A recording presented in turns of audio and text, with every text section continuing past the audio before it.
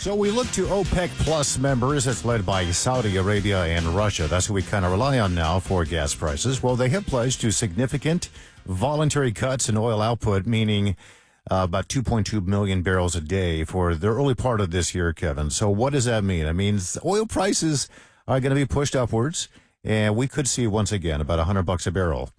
What? Oil prices expected to rise? Come on. Gas prices just dropped below $3 a gallon. I'm not ready for increases.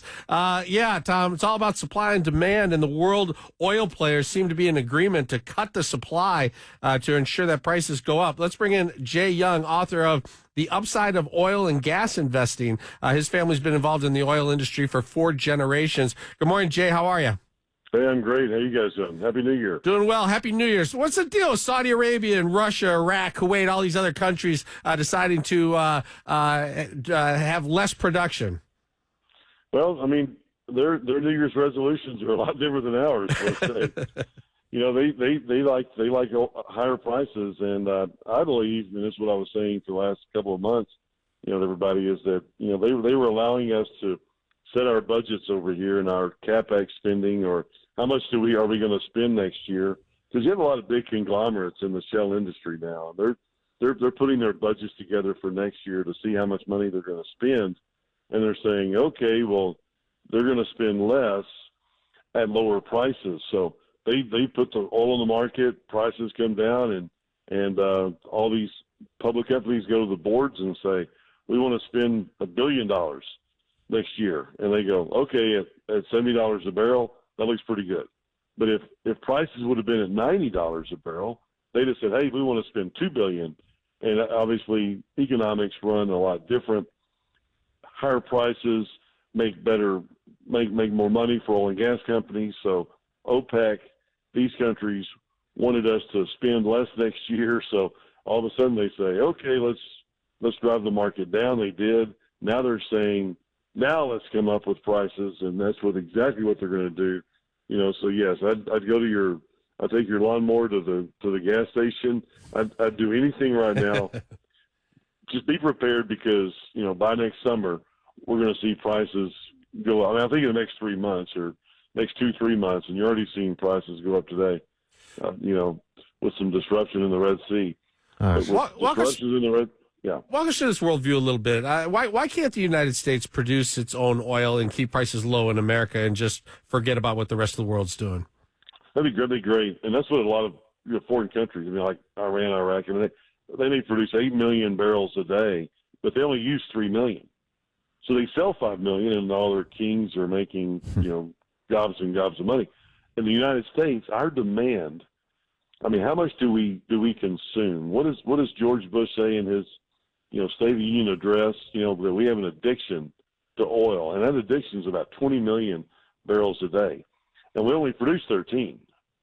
But really, out of that 13 that we produce, we can only use about 10 in round numbers, because our refineries, it's the wrong kind of crude that we're producing out of the Bakken and the Permian. So therefore, we have to go overseas and be at their, beck and call, at their, we don't produce enough, and we're not going to ever produce enough, because we don't have the infrastructure. We don't have we're trying, and we almost, get there with a lot of the oil production, but we just don't make the kind of oil that we need to in the United States. And if we opened up and we built more refineries, there's just not enough money, to build more refineries and to do all the things necessary. And of course, with, President Biden not being a very pro oil and gas, and I mean, he didn't say drill, baby, drill. That was our Republican, predecessor,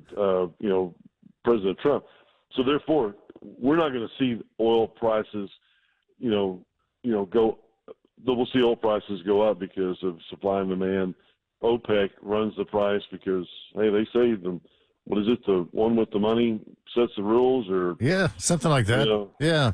So we're speaking with Jay Young. He's the author of The Upside of Oil and Gas Investing. Jay, we talked to a lot of people about this, and there's so many varied opinions about who really controls the levers on gas prices in this country in particular. And we've had experts come on and say it absolutely is a political decision. Others say no president has any say whatsoever on the cost of gas prices in this country or an effect on gas prices.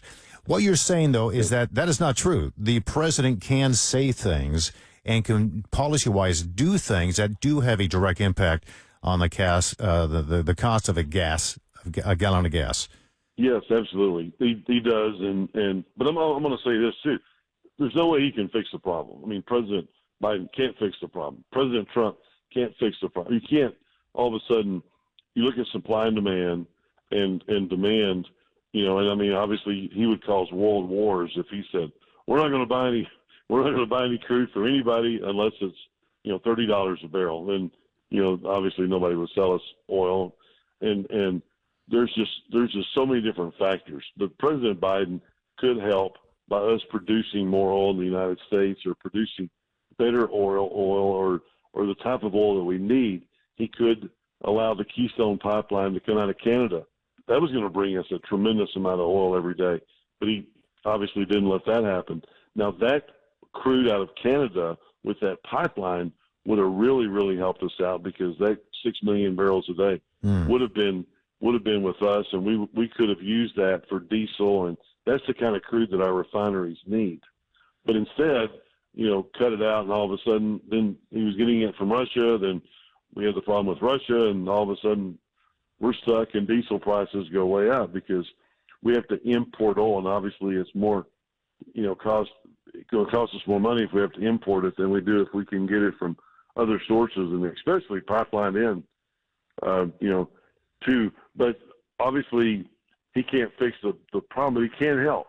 Any president can help, and that's what, Trump was doing. Trump was drill, baby, drill, and all of a sudden you saw the prices, come down under Trump, and he was filling up our strategic reserves at $20-$30 a barrel, back at that time. So yes and no. There's no real.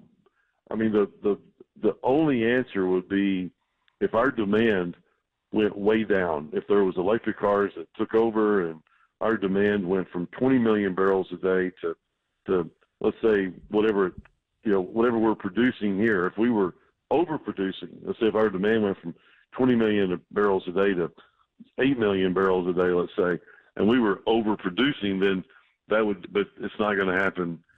I don't know if it'll ever happen, but it's not going to happen anytime soon for sure. Yeah. Well, we kind of need the gas now. We might not need it then when we're forced to drive EVs. So this is the time when we need it, and it might be going up this year. Always appreciate you having on the program. Of course, Jay Young, author of The Upside of Oil and Gas Investing. Jay, good to have you. Thanks. Thank you. Happy New Year. Happy New Year. Appreciate it.